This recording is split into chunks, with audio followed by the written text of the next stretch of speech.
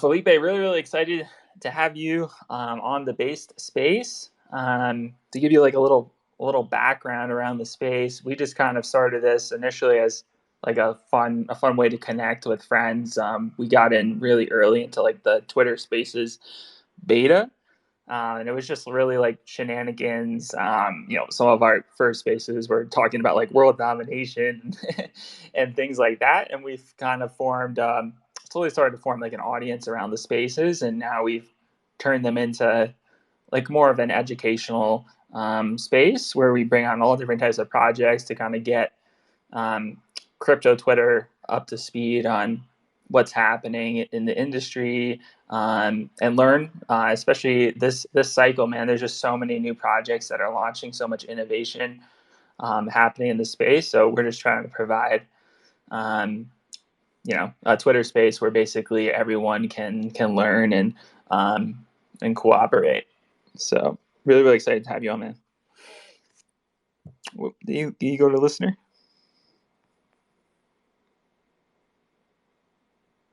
It's been a while since we've had some technical difficulties, so we had a pretty good track record there for a little bit.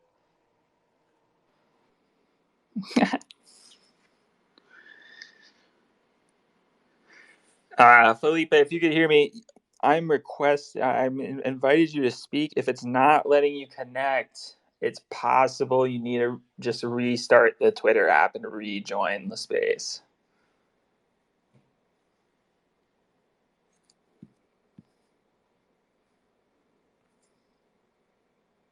Yeah, you probably need to restart.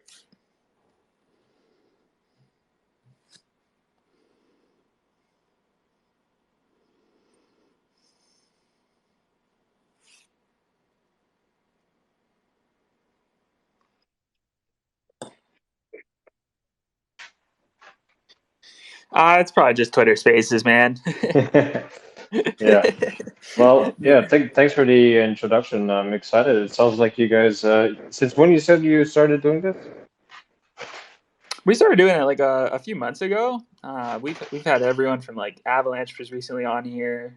We've had Bancor. We just had Rarible come Nice. on and speak with us. So yeah, we've been bringing on a wide variety of projects, um, and also I would call them more like influencers within like the crypto space. Like we had the founder of FaZe Clan come on and talk to the group. And we also had on Chainlink God in the past. So Nice. yeah, Cool. yeah, Yeah, that's yeah, cool. yeah. Nice It's portfolio really, of people. yeah, man. No, it's awesome. I mean, to me, it's just about like provide, like I was saying, just providing like the educational platform, bringing on projects that everyone is super hyped about. Or I think in this case, your project, in my opinion, is kind of underrated. I really hadn't heard too much about it until I started doing a lot more research. So I feel like it's more like under the radar. Like, would you say that yourself? Like, Oh yeah, for sure. I think we've been working on this for uh 3 years now, actually, 2018, and we specifically made it so that we wouldn't do any pre-sale or we wouldn't really do any marketing until the product was ready to launch in a state that we found acceptable. And that means, we're trying to focus more being, at least for SkyWeaver, we try to see it more as a game first and then utilizing the blockchain as a secondary tool, a feature. So, and in the gaming industry, in order to release and make a splash, you need to have some high quality stuff. So it takes a long time to build a game. So that's kind of why we've been try to avoid, uh, you know, wasting or spending our resources to do early marketing too early and, disappoint people by, only coming out, 2 years later. So you're getting into that state where we want to launch the next couple of months. And yeah, I think once we're ready for that, we'll try to make a bit more noise than we did in the past. oh yeah, I mean, I think that that's really smart. At your stage, you should probably be putting all your capital into development. Um, versus marketing. And that's what we see, like a lot of the projects, even non-gaming related, like that's what they're really focused on as well. Is they're more focused on development, building out a really solid foundation, and marketing will come later. And even in some cases they're saying that like UX is like at a later point. They're really just focused on the back end. But I think in your case, as a video game, I would think that UX is definitely top of mind, in your situation.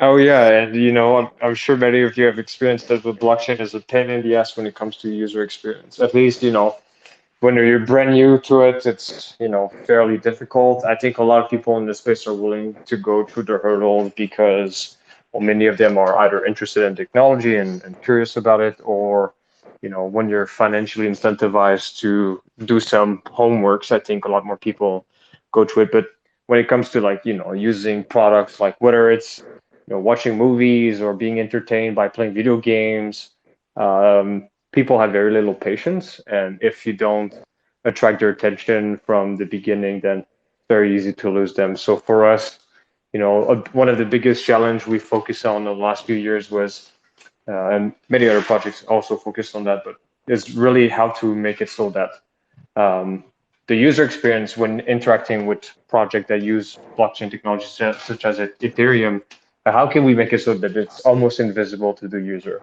And by invisible, I don't mean that the users don't see the benefits of the blockchain, but that they don't need to download wallets, or they don't need to learn about private key management. They don't need to learn about gas and all this stuff. And it's very, very difficult to abstract and simplify these user experience without compromising something, right? And most of the time, people will compromise security when it comes to improving user experience. And for us, this is really something that we try to stay away from. And that takes a lot of work to give a good user experience without compromising security is very difficult.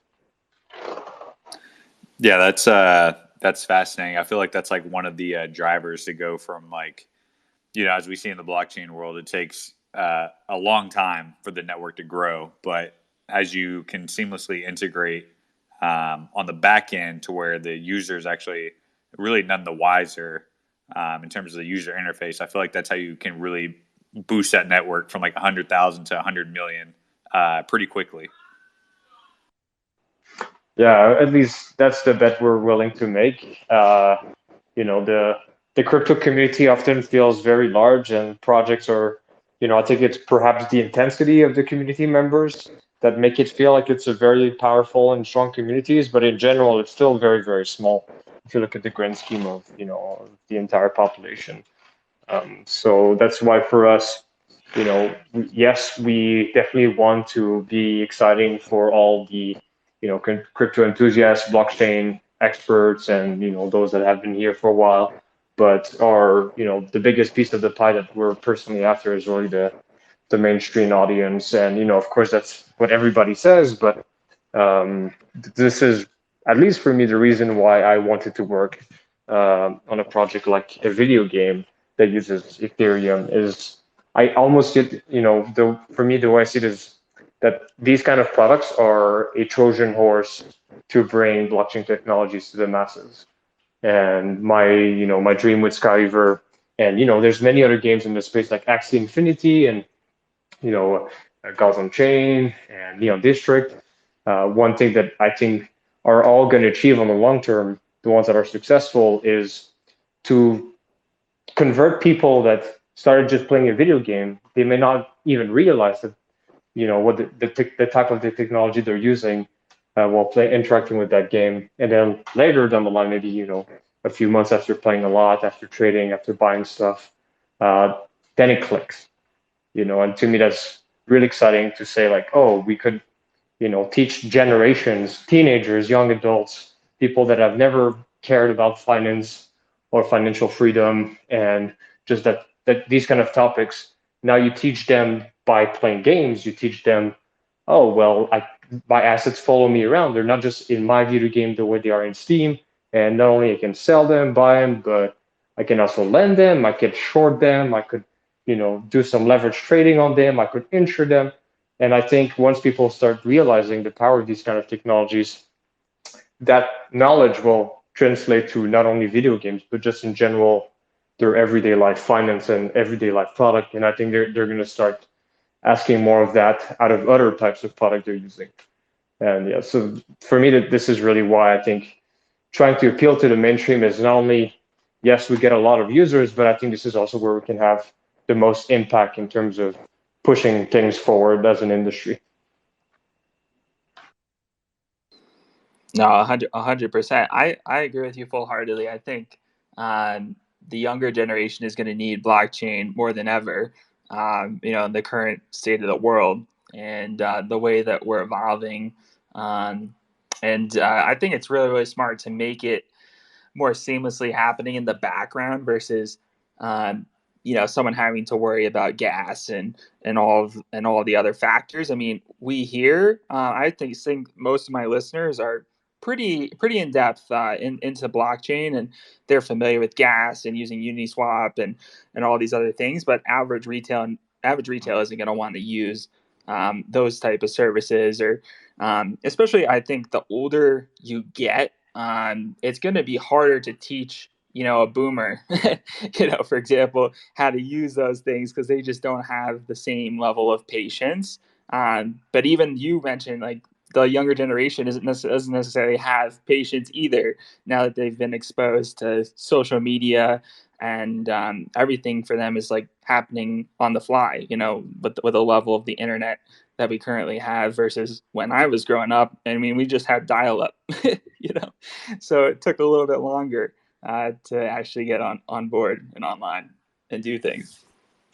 Yeah, and not only in terms of technology, but I think just in terms of, the like financial space itself, at least personally, I never really cared about finance as much as I did when I started being interested in blockchain. And this is really when the last few years, since I've joined the space, is when I've learned the most about finance and really tried to better understand not only like financial products like trading and stuff, but also just financial systems and the impact it has on the economy and how it plays out in everyday life. So I really hope that especially for video games, it makes younger people think about economies the same way like when perhaps I was young, I was playing say World of Warcraft or CS:GO or stuff, and trading skins and cosmetics. It kind of introduced me to this concept, but very, very on the surface, and I hope that we can bring it to the next level with these kind of projects. Yeah, you touch on like a really interesting point. This was like one of the things that like struck me as just like that like wow type moment. And we'll dive into it during the episode. But your sequence, like the sequence product, and kind of like bringing that seamless interoperability and like these in-game economies, our real life economies into the game like in a seamless manner. Like we're just gonna have, like the future generations of kids are gonna be like by default they're gonna understand finance on a whole nother level compared to past generations, and it's gonna be built into passions that they have and games that they love, and it's just gonna be like a second nature to them. So yeah, I'm with you on that. I'm extremely excited to see how this plays out. Yeah, man, me too. And I think you already. I don't know if you guys have followed a bit what's happening with Axie Infinity, but you know, I think there's so many like nice stories about people being able to play and being passionate about the game, and a lot of it is, or many of it, not all of it, is because of the play to earn component. But also, there's many people that just enjoy the game for what it is, the same way we enjoyed Tamagotchi or Pokemon when we were younger. But I think seeing, and it's really surprising, but you see a lot of kids and younger people playing Axie Infinity, and yeah, I mean, if that's just one project, I just can't imagine. Hopefully SkyWeaver is a success, but in the next 5 to 10 years, I think there's also a lot of big companies in the gaming space that are very interested in integrating blockchain technology. So I think, yeah, as you said, the new generation, they're going to be born with it, and it's going to be very exciting to see what they do with that. Yeah, we actually had Jiho from Axie on the space, and it's pretty crazy. He was touching on not to get on a tangent about Axie, but he was touching on like they're calling Axie houses, and because of Axie and just playing the game, there's all types of people in like the Philippines, for example, that can now actually like afford a home, which is that's life changing, for someone, and for blockchain to have that type of impact on someone in those countries, and I can only see that extrapolating out to the United States and other first world countries in the future. And so the traditional 9 to 5, in a sense, is being challenged. You don't necessarily have to go to college to make a living, and to do those things. And I think now the internet has just opened up a whole new world of education and possibilities for the younger generation. Yep, agreed. 100%. Kind of taking it back to you a little bit, like how'd you first get involved in the crypto and blockchain space? The first time I think I did something that was more involved with blockchain was I think around 2015, 2016. I organized a Bitcoin conference at the university I was attending back then. And yeah, mostly just organized that. In a talk conference, I mean, just a single talk that lasted like 2 hours. I wasn't the one presenting, but so I started interested in being back there. But again, for me, just I was never really interested in finance, and Bitcoin especially is, at least back in the days, was very focused to me as a currency, and I didn't really wasn't really interested just as a currency, and I really became fascinated with the space 2016, 2017 when I discovered Ethereum and I started reading into it, and yeah, that's really what like took it off. Just all the possibilities to me just were mind blowing, and around that time I quit my master degree that I was doing back then to just focus full time. So since mid 2017, I've been full time just working in this space. Very, very cool. Yeah, I got involved in the space around the same time frame. Curious, like how you made your way to Horizon. Well, I was always a bit more on the software engineering side. So for me, early 2017, I was starting to do a bunch of smart contract development just for fun, and I worked with a few projects like 0x and did some security audits here and there. And yeah, I met Peter, the founder of Horizon. I think randomly, I just attended a random meetup, and he was giving a talk about the project and stuff. And I just thought, that's for me, it really clicked at that moment that gaming and blockchain was probably the best way to pierce mainstream. And from that onward, I just jumped in and focused on that. That's really, really cool. So were you one of the original members of the team? I was the first non-founder employee, or the first employee, basically. Got it. No, that makes a lot of sense. And we noticed that you guys have some really big backers, like Coinbase supporting your operations. Were you around kind of in securing funding for Horizon, or was that process already completed? That was mostly after I joined. So yeah, I did participate in some of the discussion. I wasn't personally myself, doing all the fundraising. Was mainly Michael Sanders, one of the founder, and Peter, the CEO, that spent most of their time doing that back in the days. And now we have an amazing CFO that handles that most of the time these days. And yeah. Yeah, that makes sense. Curious, like if like Coinbase, for example, were they really just intrigued by the Sequence product, and is that how you guys got that level of support? Actually, all our fundraising in the past were before we had Sequence as a product in mind. We always kind of like build it in the background, but it was never really something that we wanted to push forward, at least not back then. So no, they were all investing specifically in SkyWeaver. That's really, really cool. I was expecting you to say sequence, but yeah, that's really, really cool that that those type of ventures were interested in actually supporting game development. That's really based. Yeah, it is. I didn't think it was, but well, it's not true. Like if you look back in 2017, 2018 as well, you had, CryptoKitties that was really like kicking off and I think surprised a lot of people. And then even projects like back in the days, got on chain, did a very successful, I guess initial card offering that I think got some investors interested as well. So I think there was enough examples, in the wild that got investors interested in blockchain gaming. Yeah, you kind of touched on this earlier, and Chase, I believe you found this right on the website around internet economies. Yeah, yeah. Similar to what Mewtwo said, I know we had kind of briefly talked about it, but this is just like one thing that had like grabbed my attention when we were first kind of like diving into the project. But you guys talk about Horizon talks about building a new dimension, and where internet economies are like fun, accessible, and for the benefit of like all participants. So I just wondered like if you could like expand on that from like more of a like value pitch perspective of like what you guys see and like the future you envision in this space.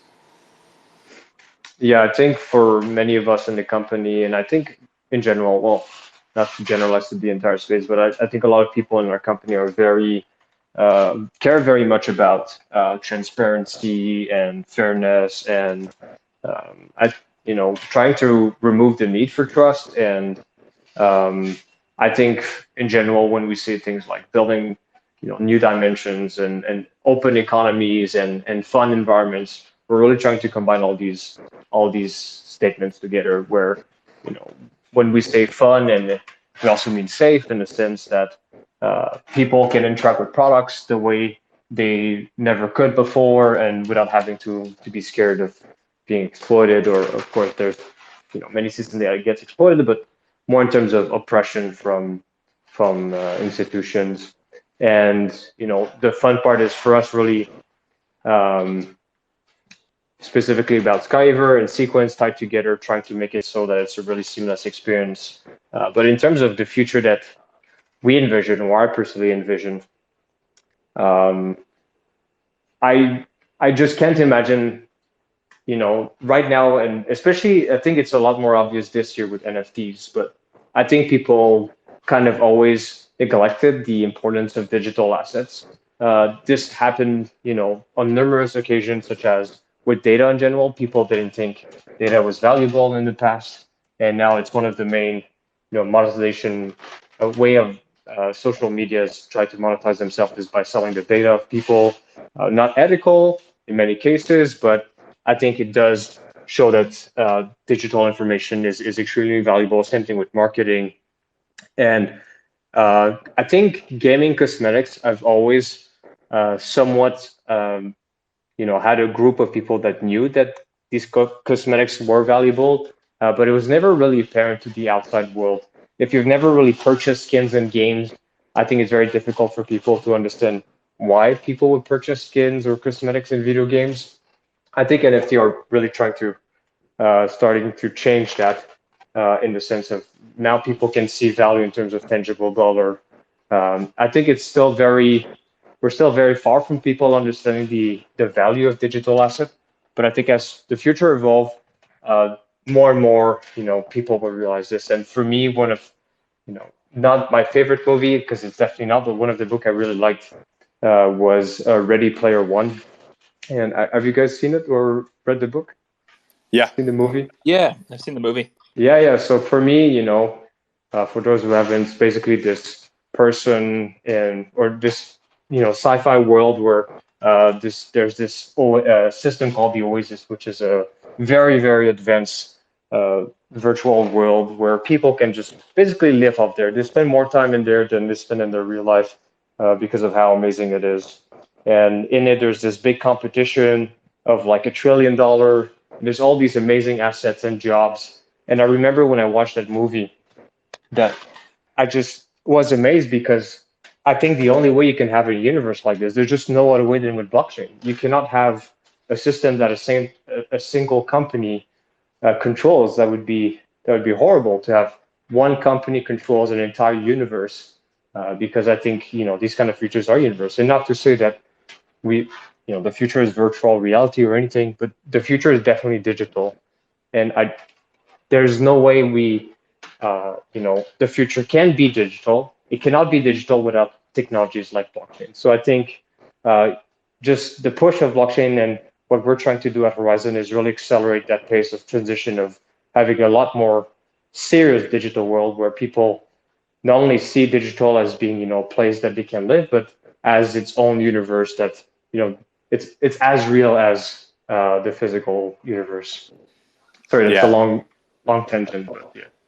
Yeah, no, I think I'd agree with you a lot. I don't think it will be everything, but I do think like as we just advance in technology, we're gonna move from this like two-dimensional social media connectivity world to a completely 3D immersive experience social world. I just feel like it's kind of like a natural progression of like how humans are like social. And like the technology is going to just make it like a more and more immersive experience. And, the blockchain is literally like the proof of ownership in these like virtual worlds. Yeah, it's very difficult to have a world or a universe without proper ownership. And for me, it's of course exaggerating, but I always almost see blockchain rules as very similar to rules governed by the universe, where as you live within the system of the universe, you are subjected to obviously certain physical laws. And blockchains permit the creation of alternative worlds, right? Financial worlds in this case, that have laws that need to be obeyed. And they need to be obeyed not only by, well, for example, many smart contracts like Uniswap, there's no God behind it, so to speak, or entity or creator that can just, change at will the way that universe works. And I think for having a fully digital world, of course, video games on their own may not be all on the blockchain, but at least the assets and the economy within them can be very, very real and built in ways that nobody really has control over, which to me is like super appealing. No, 100%. I mean, where I would argue that people might be spending more time in the digital world than the physical world at this point. I mean, if you go to if you go to out in public, where are people looking? Most people are just looking at their smartphone all day. And yeah, I'm pretty bad at it. To be honest, I turned on the tracker on my phone that says how much time, and it's pretty freaky how much time I'm actually spending on my phone every day. Yeah, and it's not always great, but I also think internet kind of really came alive for at least most of us within the last 20 years, and I think we're in this weird transition period where being on our phone and being in real world often, or being too much on your phone or being too much digital sometimes takes a lot of mental stress or isolates yourself. But I think as time evolves, these boundaries between the need to go outside more and being in the physical world for your mental health and the digital one, I think it's going to be a lot more blurry. And I think people will, at least I don't know how you guys feel, but personally, I try to not always be on my computer. I need to go out sometimes. I've noticed that it's otherwise I have a hard time managing my stress, but I would imagine that in the next 20 to 50 years, the digital world will not be as stressful or isolating as it is now. Especially, I think like experiences like the one we're having now or Twitter in general is a very good way of meeting new people and expanding your social circle. No, 100%. I mean, we've met some really crazy smart people through these spaces. So I agree with you there. Um, Kind of transitioning to some of the products that Horizon has built out. Could you kind of give us like an overview of Sequence and what that is all about? Yeah, for sure. So Sequence it's a mixture of infrastructure stack and also a web wallet interface And the way we build a wallet is very similar. If you guys have heard of Argent and Dharma, they're basically Sequence is basically a smart contract wallet, which enables a lot of features that traditional wallets, such as MetaMask, are not able to per se achieve at the moment.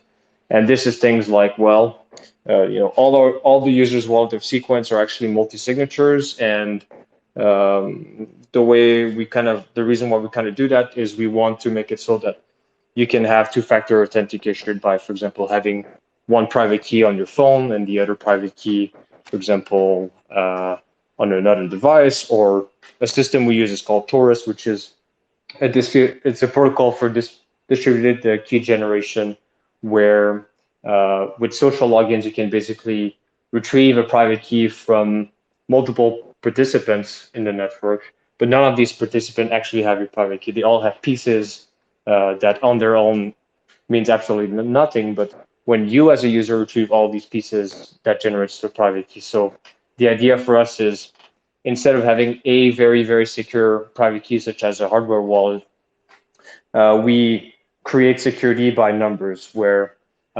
users have many, many keys associated with their wallet, and they can add more, they can remove more. And it's really the numbers that provide the security, where in order for your wallet to be compromised, you need to have multiple private keys at the same time be compromised, right? So they will need to have physical access to your phone. They will need to be able to access to your email. They will need to access your other device. Could even enable, friend to have confirmation for certain more important transactions. So for us, that's Sequence in terms of security. That's what it provides. But we added a bunch of additional features, such as, well, the one that we added most recently is, for example, is batch transactions. So with this, and this is mostly perhaps something that's going to ring a bell for people that are familiar with NFTs, but with MetaMask, you need to mainly transfer the different NFTs one at a time, especially for different contracts. And Sequence Wallet, you can send all your NFTs in one transaction. Not only that, you can send NFTs and your currencies in one transaction. You can pretty much send any types of asset in one single transaction. You can choose ETH, DAI, some NFTs, just transfer them in one click. So that's one feature that we have. And this is very useful actually for bridging between different networks. So another thing that we do in Sequence is we're very focused on this multi-chain world, where you have Ethereum and you have many layer 2 and side chains. So when you open your Sequence wallet, you actually see all the balances of your wallet on all the different networks. So you don't really have to switch network at any time. And the ability to basically transfer all your assets at once also allows us to bridge all your assets at once. So if you want to bring all your NFTs that are on Polygon back to Ethereum, you can do that in one click. Same thing with your currency. If you want to bring your currencies from one chain to the other, you can just do that in one click. So these are some of the features, but there's other stuff like we allow people to pay gas as a transaction fees. There's no concept of gas price or gas limit. There's basically users just CFP. There's a bit of a flexibility here in control, but the fee they can basically pay in either ETH or DAI or USDC or Matic. We will make it so that basically they can pay an arbitrary asset, even potentially in the future. We would really like it because it's also a wallet for mainstream users. We want people to be able to pay their transaction fees directly with their credit card and do their transactions. So perhaps not even need to own cryptocurrency in the first place. And for us, and on Polygon also, we do cover the gas fees. And this was very important for us because if you have a game or if you have an application and you have your own currency, you don't want to also tell your users, oh, you also have to buy ETH in order to do your transactions. You can just buy the currency they're using, be it USDC, be it I don't know, Fortnite V-Bucks or whatever that is on the blockchain. Well, users could use that to pay for their transaction fees. And we can also make it so that projects can subsidize the users' fees. So if, for example, on SkyWeaver, which is our game, we try to treat these products as separate. We could make it so that SkyWeaver as a product could decide to pay all of users' transactions. So when user purchase asset on SkyWeaver, well, SkyWeaver makes sure that there's no transaction fees, such that the users don't need to have any currencies to pay for the transaction fees. So that's kind of like an overview. We're going to add obviously more feature in the future, but yeah, that's for sequence. Yeah, I actually had a question around that you had touched on briefly, but like, Yep. you had mentioned like Fortnite. Mm-hmm. One of the questions I was wondering is like, can sequence be used? Because how I understand it, it's just 4 lines of code. So can non-traditional games that have a in-game functionality like like Fortnite, for example, you can buy these skins, right? Like there's that in-game currency relationship there. Will those games be able to integrate, even though they may not be on the blockchain itself, and like kind of use sequence to bring them onto the blockchain? That's a really cool idea. We haven't really focused too much on, non-crypto assets other than having on-ramp directly in the wallet. I could see us trying to bridge that kind of gap. We do have partners, in discussion with some larger companies, and many other blockchain companies actually have discussions with big gaming companies. So I could definitely see some sort of hybrid and like this. We don't have plans for that, but I think it's a really cool idea. Yeah, that'd be extremely interesting to see from like a technical perspective. If that's possible, because just the gaming world is still very much so on consoles and stuff like that. So it would be interesting to see how that would bolster the adoption of like blockchain in general if we could integrate into like these legacy games. The biggest challenge, to be honest, is more to convince these companies that there's value for them to do that, because a lot of companies, they like their users being within their environment and not being able to leave. And I think a lot of, not just gaming companies, but a lot of companies are scared of their users leaving. So having their entire economy siloed from the rest of the world kind of guarantees that the user can't really leave it. And I'm talking more about big companies. There are some that are very interested in trying out the technology, but it's a control that not a lot of companies are willing to let go. I think it's more political than technological at this point. Yeah, but a game like Call of Duty, for example, that releases games pretty frequently, they could have a standard for their currency, and then that currency can transfer between all of the games. That'd be pretty cool, and would be still within their own ecosystem. Yeah, that's true. Yeah, you could. Yeah, that's a good point. You could sell it as their own games, cross game exchange of assets. Yeah, that's a great point. Yeah, especially with their model right now, with all the DLC skins that you could purchase, all the extra stuff. Imagine being able to take that from one game to the next game to the next game, and within the same ecosystem. I know people that spend like thousands of dollars on those games, and then Oh yeah. once the new game comes out, you basically lose all of that, Oh and yeah. you just Oh yeah. It's horrible, but it also pushes you to buy more, right?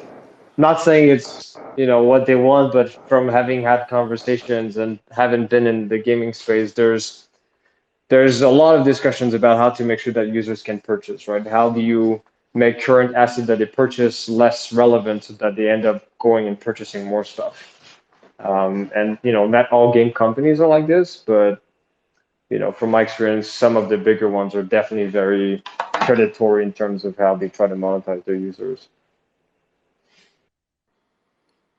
Yeah, I get that. I get that. I mean, one of the concepts that I've been kind of playing with is the royalty fees, right? So if you are selling a skin and that's like a limited skin, maybe one of one, the gaming company can still get a certain percentage of that no matter how many times it's sold on Yeah. their marketplace. And I could see that being a massive stream of income. I mean, just look at Counter-Strike and what they've done with their whole skins, Mm-hmm. the knife skins. That's just a massive marketplace that's waiting for them to be monetized. Yeah, it's huge, and I think it's. And I'm not saying that as an argument. I think it's really their loss because I think the way to see it is right now they're having the entire pie worth of revenue, and they're scared of sharing that pie with other platforms such as other marketplaces, But what really ends up happening, and I think a lot of us here are familiar with this, but when you start growing the economy and having more projects integrate with your own assets, right? It's not only that, sure, the company that is behind the project may lose part of the pie, but the pie gets so much bigger. And once you start having Call of Duty or sorry, CS:GO, the knives being traded here and there, that really like pushes the game way further than if it was not tradable or not within the game, right?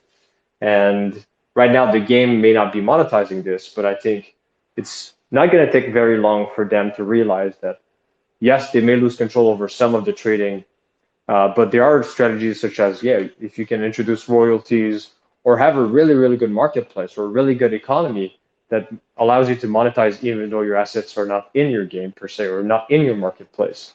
There's definitely ways for that. And I think it's really going to be the numbers that is going to convince these big companies. When they start seeing that they can make more money than they are doing now, I think that's when we're going to start seeing the shift. Yeah, 100%. And with the Sequence SDK, is it going to be available for any game developer to tap into and use the product? Yeah, absolutely. We're going to try to open source as much as possible, gradually as things become more polished and stable. And we don't have documentations yet for people to integrate, but yeah, we're going to have documentation hopefully by the end of July. And, gaming, it's one market, but we're in discussion with a lot of other companies, not just in gaming and other platforms that are, other fields that are interested in trying to make the user experience more seamless. Oh, that's So, really cool. like, would it be fair? So, like, Oh, Sequence, that's really it's the gateway. Oh, yeah, go ahead, Super. Actually, no, my bad. I was just gonna note that that's really important for the future generations coming to use services like these because I know that I'm young and I'm still trying to figure out everything about blockchain, right? So you talk about normies that know zero about blockchain, they're not gonna come use your service unless it's like easy and accessible. Which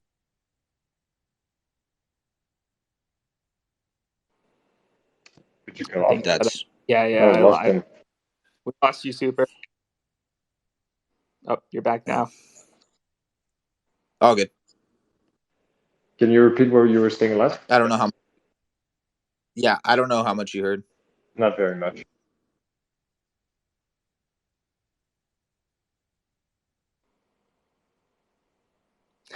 This internet sucks. Well, I was having issues at the beginning, so now it's your turn. Super, you could re-ask what you were trying to say. Can you hear me? Yeah. For now, yeah. Yeah. Okay. No, that's what I was just saying props to you because the future generations, aka the younger ones, we run into instant gratification, right? If you don't have it there now, people are done, people are uninterested. So if you have an easy, accessible layout and UI for your product, which you have, I just think that's another plus one. And the ability to onboard more people is going to come with having an easy and accessible UI and just system.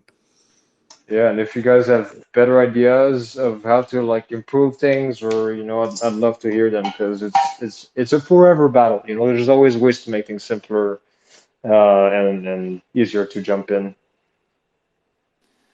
yeah, absolutely. I mean, I've definitely had some side conversations with some people in the community, and there's definitely some pretty big brains out there. So I wouldn't be surprised if you get a DM randomly down the line with an idea.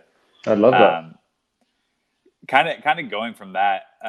So I know Sequence is like it's the gateway to access and build, this in this new dimension for Web3. Like, is it kind of fair to classify it as like like an app store for these dApps? We do have ideas around, making Sequence more like app stores. I like to use more the analogy, and again, this is kind of going back to the Ready Player One movie, but Sequence is almost like the Googles that allows you to enter that virtual reality.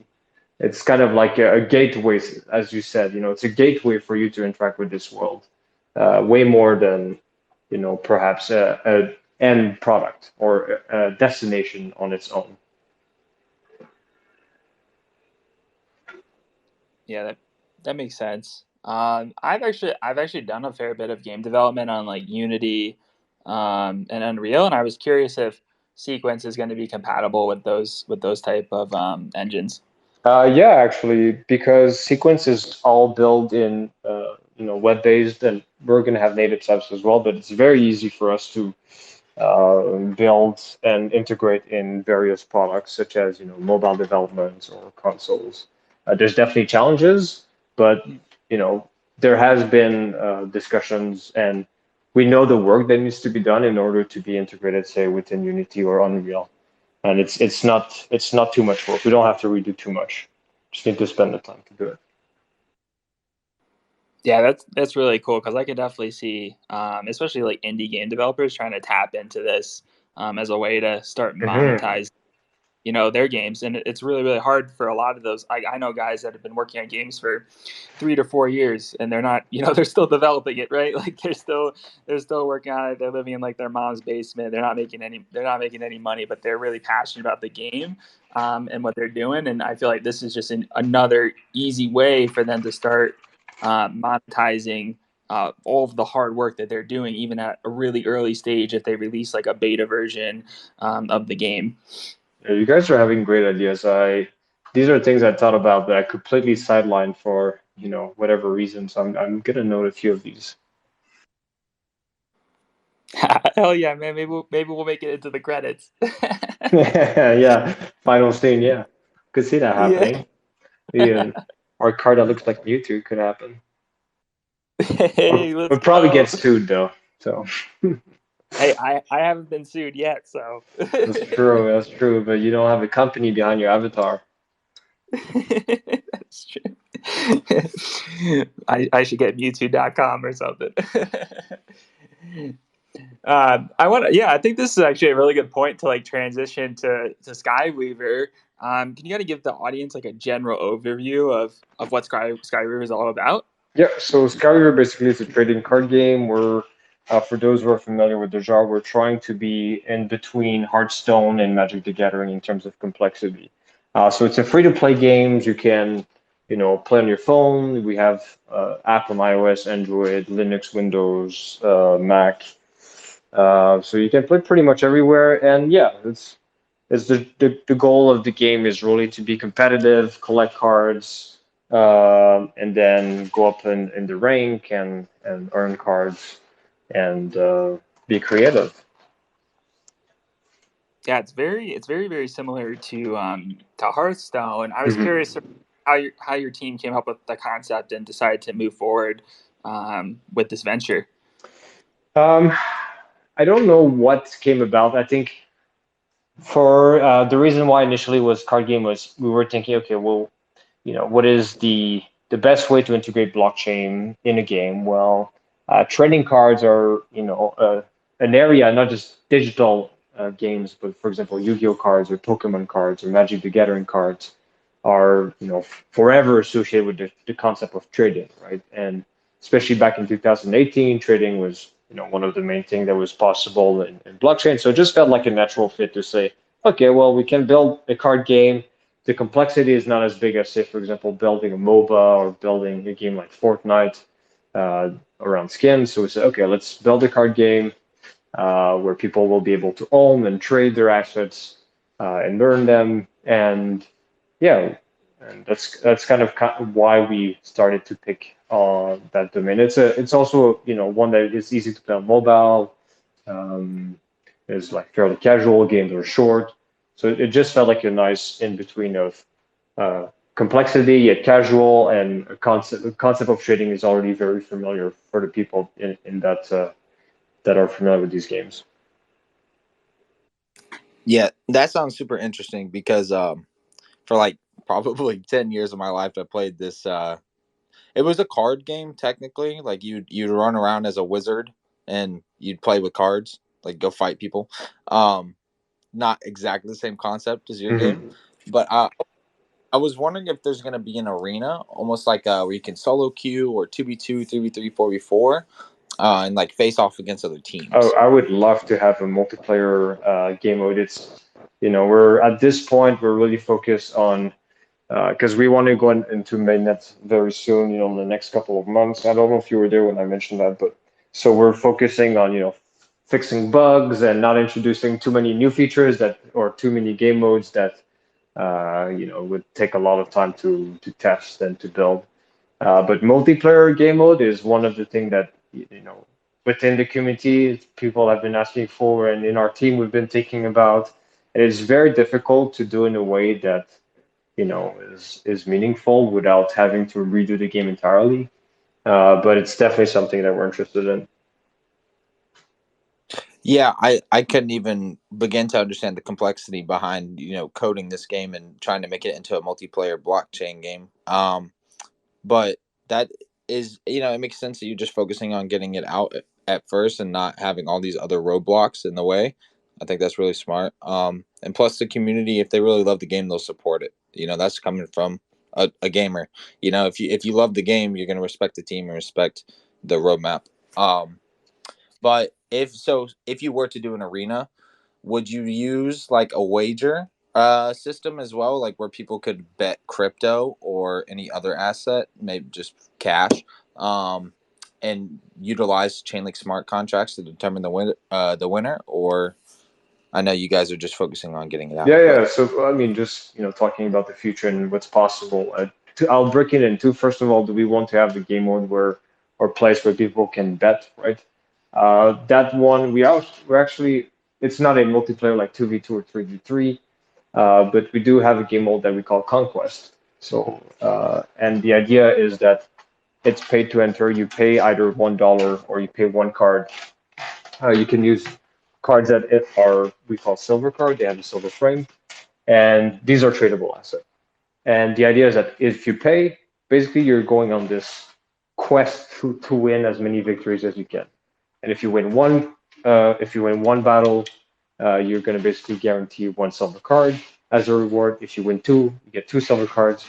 And if you win three times, which is the end of your conquest run, you're going to get a limited edition gold card that have a finite supply and a silver card. So that's, it's not per se wagering and betting, but the idea is, you enter with tradable asset and you can earn tradable asset as you play as well. yeah, that's really exciting because that brings back one of the core gaming fundamentals that I personally value is like the grind of the game.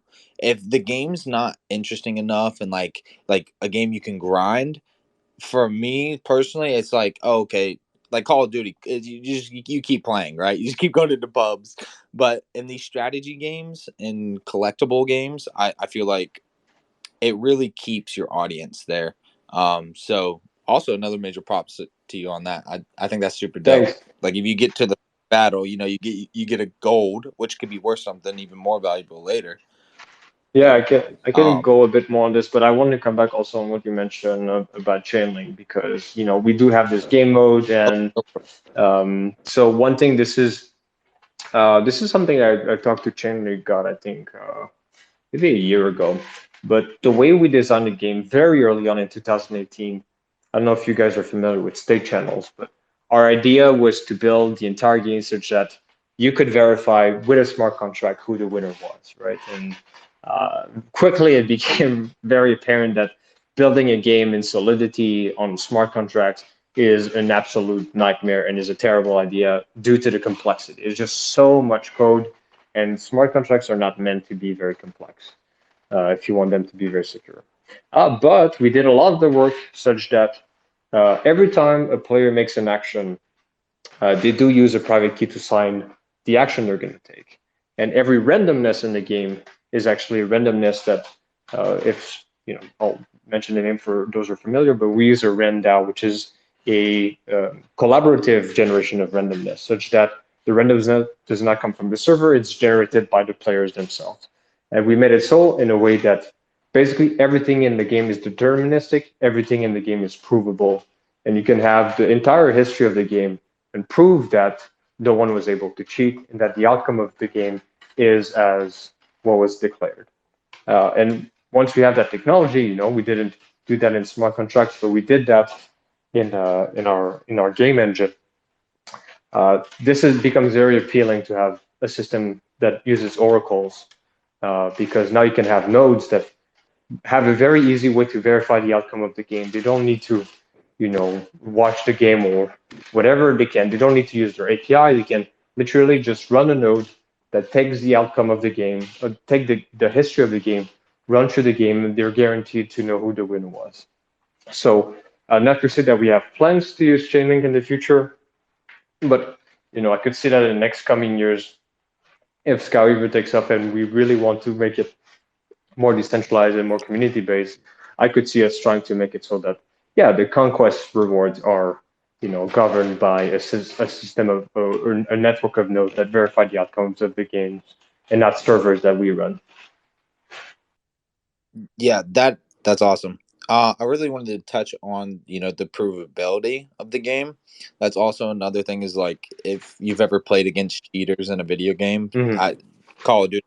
I'm just gonna bring it Yep. up. Obviously, it's not fun, and nobody likes to play against cheaters. It's just getting wrecked. So I think that's really good that you guys are making sure that there's no cheating involved. Do you have any plans for a ranking system?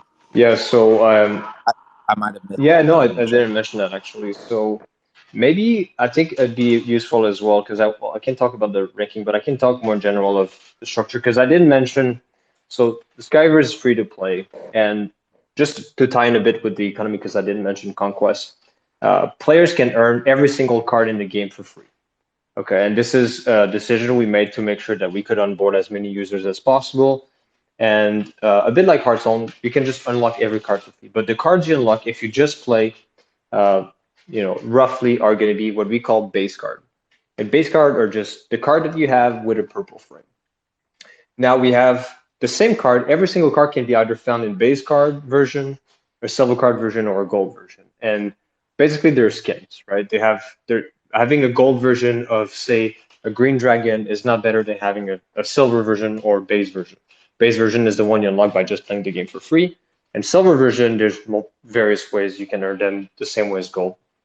And uh, this is where we basically introduce the ranking system. The ranking system is fairly traditional. You have different tiers, and you have ELO in the background that calculates your score over time and tracks of your performance. And our idea is that at the end of every week, based on your position on the leaderboard, based on your rank, we're going to distribute silver cards to the players.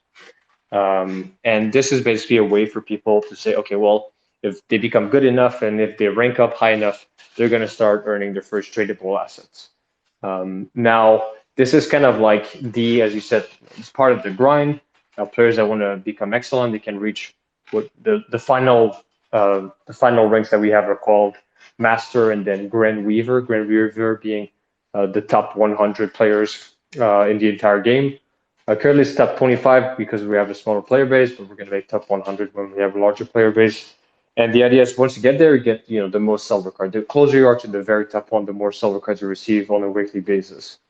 And the idea after that is, once people are always, what do you do once you're at the very top of the rank? What do you do?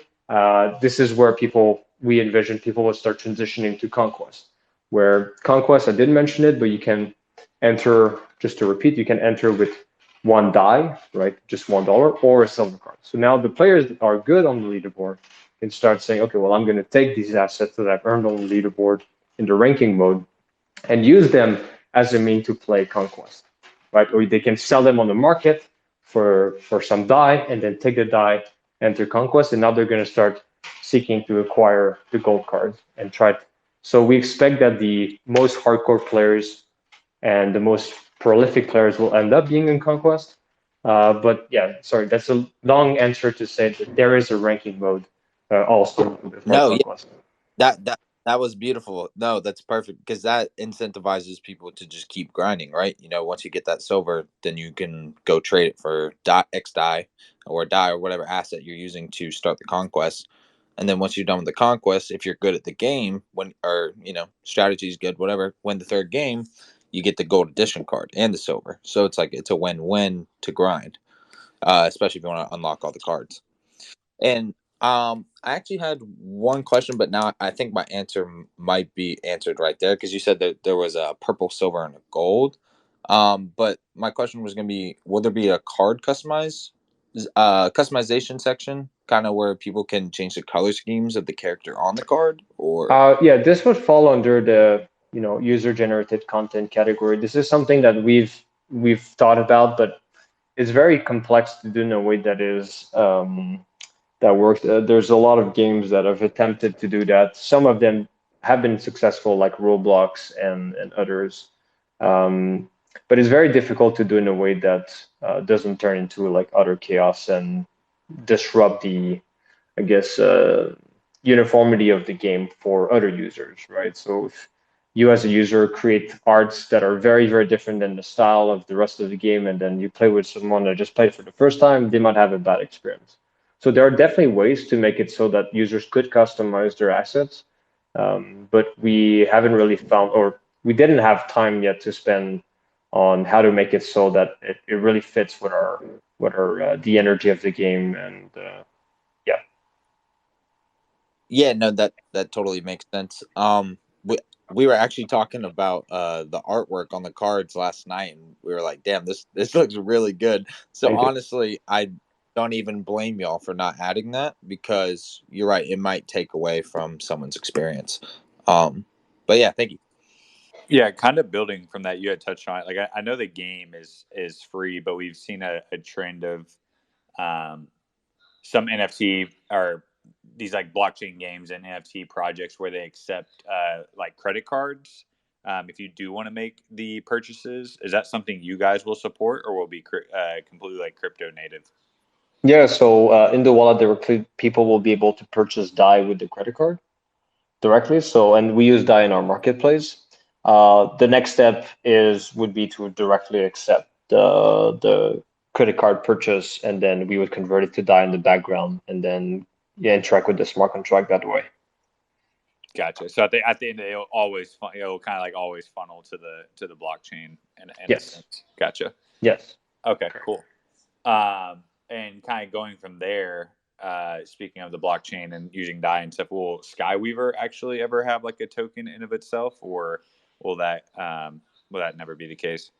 It's not out of the question. It's something that we've been leaving at the back of our mind. We do have some random ideas, but definitely for the near term, the cards will be the main assets. And we might introduce hero skins and other types of collectibles, but we're very focused first on the collectibles before introducing any form of currency that is native to the game. Really cool. I also wanted to touch upon the creators program that you guys have on the site. I know we have a bunch of gamers in here, and I know I have a bunch of like Twitch streamers and things like that follow me. Is the creator program active now? And if not, or if it is going to be soon, how would people become involved in that? That's actually a really good question. It's definitely not my area of expertise, but I could ping, our marketing director, Hani, and ask her about it. Considering we are trying to launch in the coming months, definitely if someone is interested, please reach out.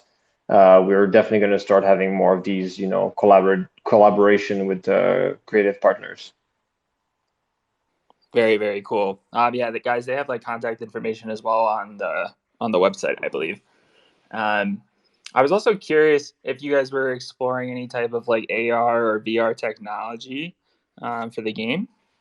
We have not. Well, funnily enough, because our game is browser based, it's not that hard to integrate the VR. In fact, I've already played once in the VR, but it was playing in the browser in the VR, which is not the same. But our two of our devs that are very focused on the graphic part of the game actually expressed the desire eventually as a side project to try to make it so that you could directly play in VR. So I could definitely see that happening. It's not on our radar in the near term, but that sounds like a really fun project to eventually explore.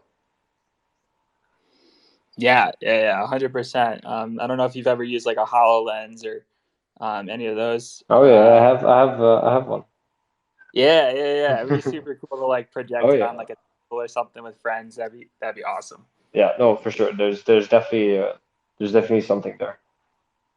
Um, curious around like if you guys have like a timeline for when the beta will drop for SkyWeaver, and how people listening can go about like getting early access.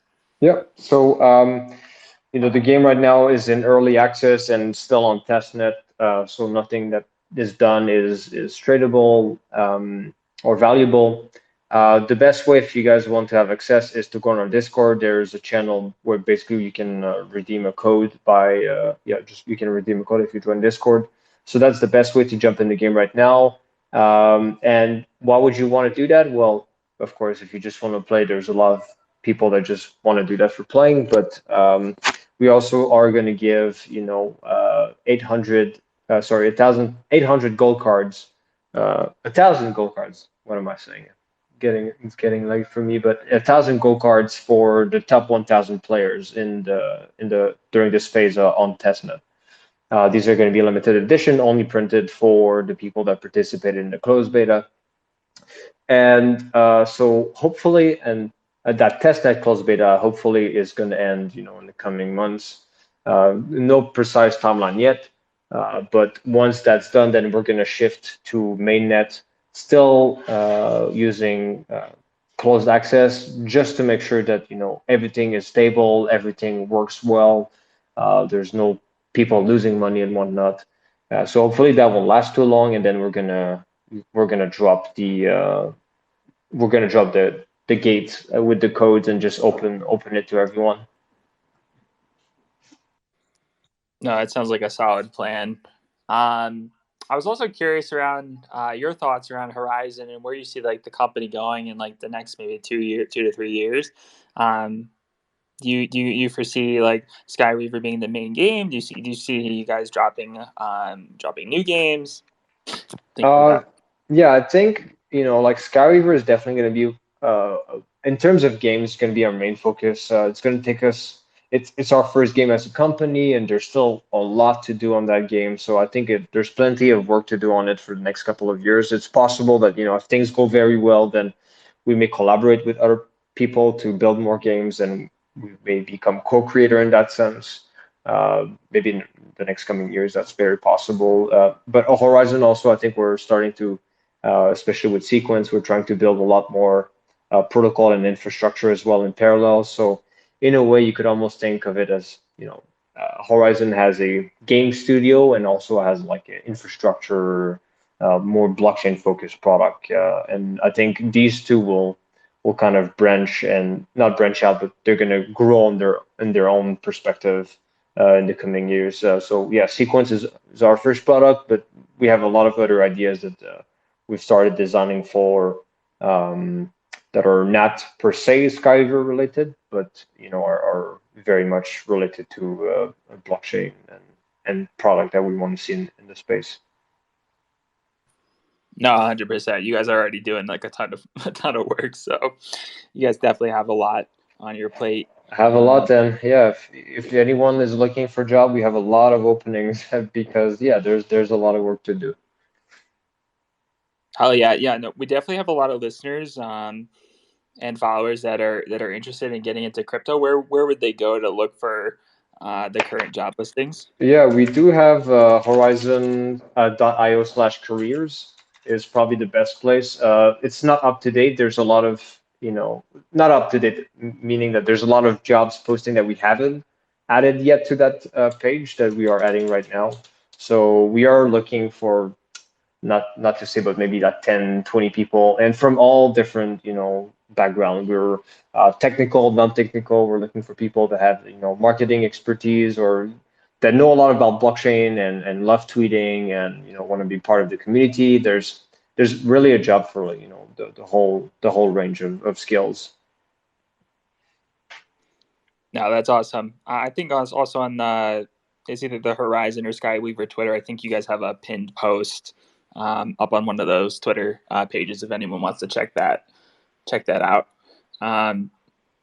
You kind of answer all my questions super high. And Chase, did you have any additional follow-ups?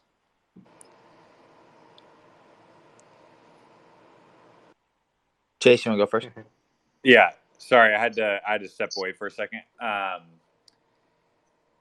No, I mean it's it's just cool to hear from the people on the ground floor actually building this stuff out. And I just wanted to take a second to say thank you for coming on and like being extremely transparent and visible, and also like just being open to new ideas. So like for anyone out there that's like listening and you're interested in getting involved, like here's your chance. You know, it's like the meritocracy. I feel like in this like space is just like it's so interesting. You know, it's like the good ideas rise to the top, and if you have innovative ideas, people in this space are like willing to listen, and you just never know what doors are going to be open through that. So I really do appreciate you taking your time to chat with us and be open to that type of stuff.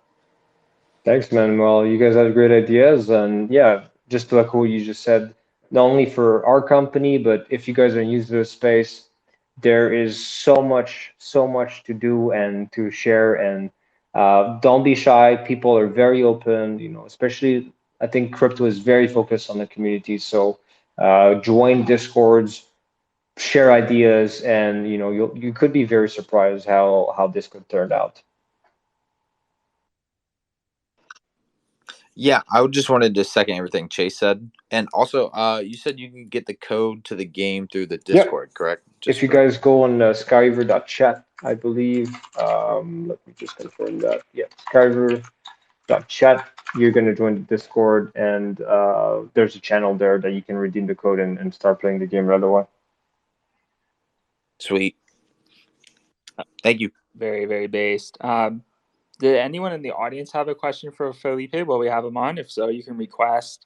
Just wanted to second everything that Super High and Chase was saying. Really, really appreciate you just sharing the knowledge, and also just being super open to the conversation, and even just coming on the base space. That's what we're all about. And I second everything you said about the crypto community. It's so open, guys. Like there's so much opportunity. Everyone is available. Even people that you think aren't available are available. And that's what I think is really cool. Like we've literally had people on here that are, you know, extremely wealthy, and they're open to coming on the space and talking with us and making time. And yeah, don't think anyone isn't out of reach. I think that this is like a really unique opportunity, and I hope it stays like this, but I have a feeling it won't, as the industry grows and becomes bigger and bigger and bigger. So definitely capitalize now. If you're looking to network, gain knowledge, it's just such an awesome community to be part of, and it's awesome, man. I love it. Philippe, thanks for coming on the base space. We really appreciate you taking the time. Thanks for you guys. It was really fun. Hopefully we'll talk again. Yeah, are you? We record these. Are you cool with this going up on our YouTube channel? Yeah, it's cool. Hell yeah, we'll definitely let you know when it's live. Sounds great. All right, everyone, stay based. Thank you again for Yeah, have a good evening. Bye. You too. Stay based, everybody.